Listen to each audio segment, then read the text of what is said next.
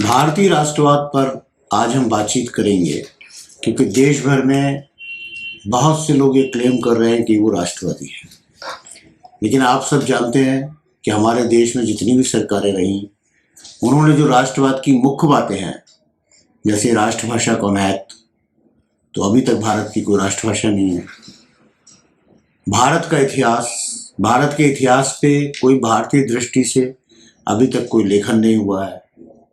तो ना हमारे पास इतिहास है, ना हमारे पास राष्ट्रभाषा है, फिर भारत राष्ट्र कैसे है? तो इस संबंध में हम अपने आज़ादी के आंदोलन की ओर अगर मुड़ें तो महात्मा गांधी के रूप में हमें एक ऐसा व्यक्तित्व सामने आता है जिनकी विचार श्रृंखलाओं में भारतीय राष्ट्रवाद पूरी तरह से समाया हुआ है। आज हम महात्मा गांधी के इस भारतीय राष्ट्रवाद को समझने का प्रयास शुरू करेंगे। महात्मा गांधी हमारे देश के राष्ट्रपिता बने इसलिए नहीं कि लोग, जो कांग्रेस पार्टी थी वो उन्हें राष्ट्रपिता बना रही थी, बने इसलिए कि हिंदुस्तान के आम आवाम के मन में वो बसे हुए थे। इस देश के लोग उनके साथ थे। कांग्रेस की मजबूरी ये थी कि अगर गांधी कोई बात कहते हैं तो देश सुनता है, नहीं तो नहीं सुनता है। महात्मा गांधी को सुभाष चंद्र बोस भी मानते थे कि उनके पास जो जनता को जोड़ने की ताकत है वो सबसे ज़्यादा बड़ी है।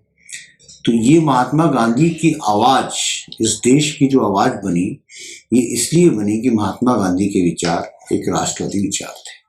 अब महात्मा गांधी के इन राष्ट्रवादी विचारों में हम देखें कि राष्ट्रवाद का जो सबसे प्रमुख आधार होता है भाषा, उस संबंध में महात्मा गांधी क्या कहते हैं। तो महात्मा गांधी ये चाहते थे कि भारत में हिंदवी राष्ट्रभाषा बने। अब ये हिंदवी क्या है?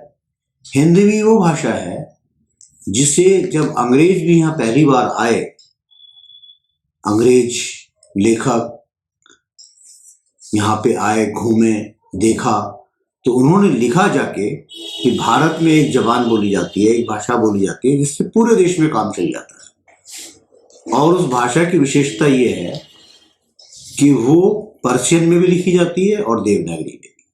तो सब समझिए कि पर्शियन में लिखने पे इसे हम उर्दू कहते थे और देवनागरी में लिखने पे इसे हिंदी कहते थे। लेकिन मुगल काल में अंग्रेजों के आगमन से पूर्व तक इस भाषा से पूरे देश में सारा कामकाज चला लिया जाता था। तो ये भाषा हिंदवी थी। महात्मा गांधी ने राष्ट्रीय आंदोलन में अपने नेतृत्व के दौरान इस हिंदवी के प्रचार के लिए पूरे देश में काम किया। लेकिन दुर्भाग्य हुआ कि अंग्रेजों ने जो षड्यंत्र वो रखा था 1857 के बाद से इस हिंदवी जबान को बांटने का, जो वो हिंदू मुसलमान को बांटना चाहते थे 1857 के बाद, उन्होंने उसके लिए फोर्ट विलियम कॉलेज के प्रोफेसर गिलक्राइस्ट के नेतृत्व में एक टीम बनाई। उसमें कुछ मौलाना नियुक्त किए गए और कुछ पंडित नियुक्त किए गए, ब्राह्मण नियुक्त किए गए, और ऐसे लेखन की शुरुआत कराई कि इस हिंदवी में फारसी शब्दों को बढ़ाना है, संस्कृत के शब्दों को निकालना है।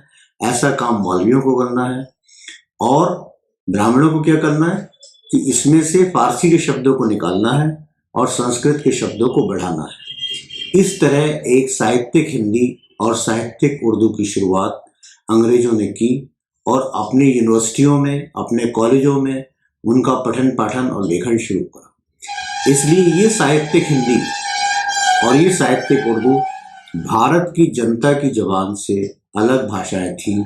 इसलिए भारत की जनभाषाएं ये ना बन सकी, ये पढ़े लिखे लोगों की भाषाएं बन के सामने हैं।